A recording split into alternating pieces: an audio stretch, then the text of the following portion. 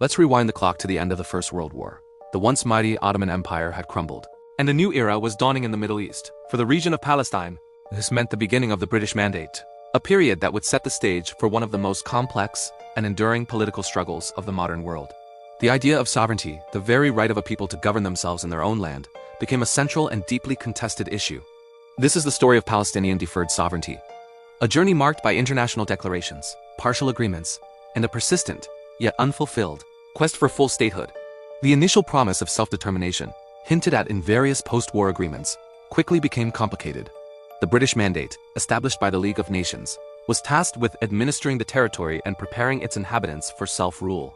However, competing national aspirations and British strategic interests created a volatile environment. The core of the conflict was the growing tension between the indigenous Arab population and the increasing number of Jewish immigrants who, fueled by the Zionist movement, sought to establish a national home in Palestine. By the end of World War II, the situation had become untenable for Britain, who decided to hand over the problem to the newly formed United Nations.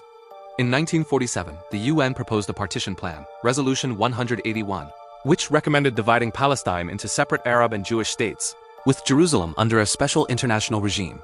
While Jewish leaders accepted the plan, it was rejected by Arab leaders and states who saw it as a violation of the principle of self-determination for the majority Arab population. The subsequent 1948 war led to the establishment of the State of Israel, but not a Palestinian state.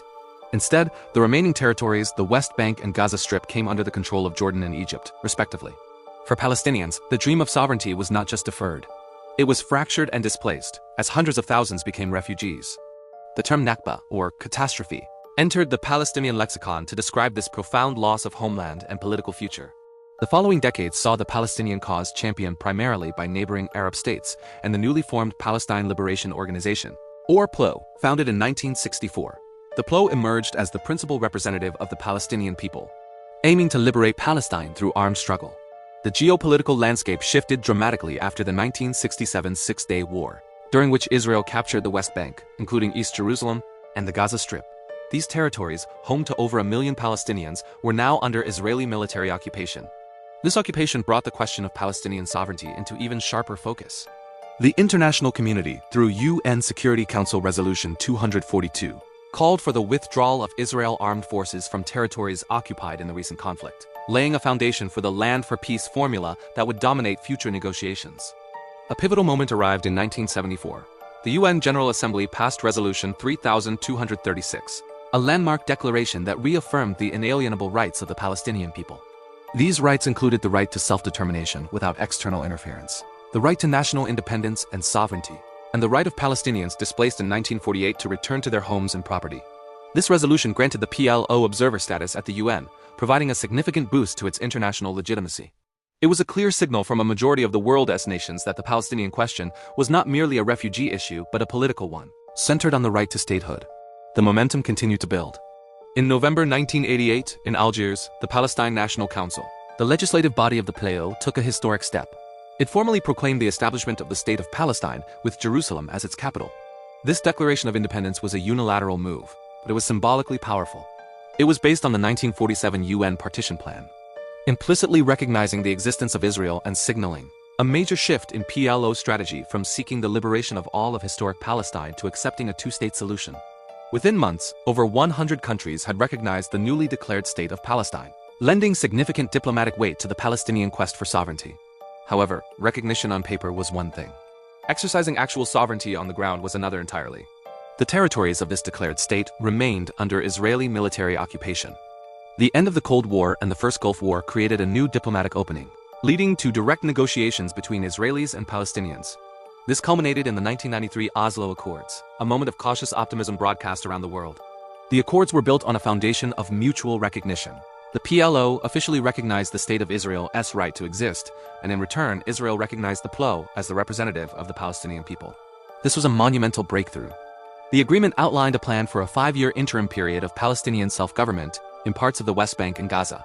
It led to the establishment of the Palestinian Authority, or PA, an interim governing body designed to manage civil affairs in designated areas. For the first time, Palestinians had a degree of control over their daily lives in cities like Ramallah, Nablus, and Gaza City. The Oslo Accords divided the West Bank into 3 areas. Area A, under full Palestinian civil and security control. Area B, with Palestinian civil control and joint Israeli-Palestinian security control. And Area C, representing over 60% of the West Bank, which remained under full Israeli civil and security control. The idea was that during the interim period, negotiations on final status issues, the really tough stuff like the status of Jerusalem, the fate of Israeli settlements, final borders, and the right of return for refugees would be resolved. This process was supposed to lead to a permanent settlement and, presumably, a fully sovereign Palestinian state. However, the optimism of Oslo soon faded. The interim period passed without a final agreement, and a second, more violent intifada, or uprising, erupted in 2000. The peace process collapsed, trust evaporated, and the path to sovereignty became blocked once again. Today, the struggle for full recognized sovereignty continues amidst immense challenges. The State of Palestine is now recognized by 146 of the 193 UN member states, and has been a non-member observer state at the United Nations since 2012. This status allows it to participate in General Assembly debates and join international bodies, which it has used to pursue legal avenues such as joining the International Criminal Court. However, on the ground, the reality is one of fragmented control. The Palestinian Authority exercises limited self-rule in the urban pockets of Area A in the West Bank, while the Gaza Strip has been under the control of Hamas since a political split in 2007, further dividing Palestinian governance. One of the most significant obstacles to a contiguous and viable Palestinian state is the continuous expansion of Israeli settlements in the West Bank and East Jerusalem.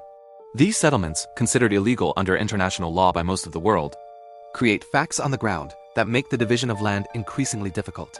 The unresolved status of Jerusalem is another core issue. Palestinians envision East Jerusalem as their capital, while Israel claims the entire city as its undivided capital. The separation barrier built by Israel, the complex system of checkpoints, and economic dependency all further constrain Palestinian autonomy and sovereignty. The dream of an independent state feels more distant than ever for many, caught in a state of permanent temporariness.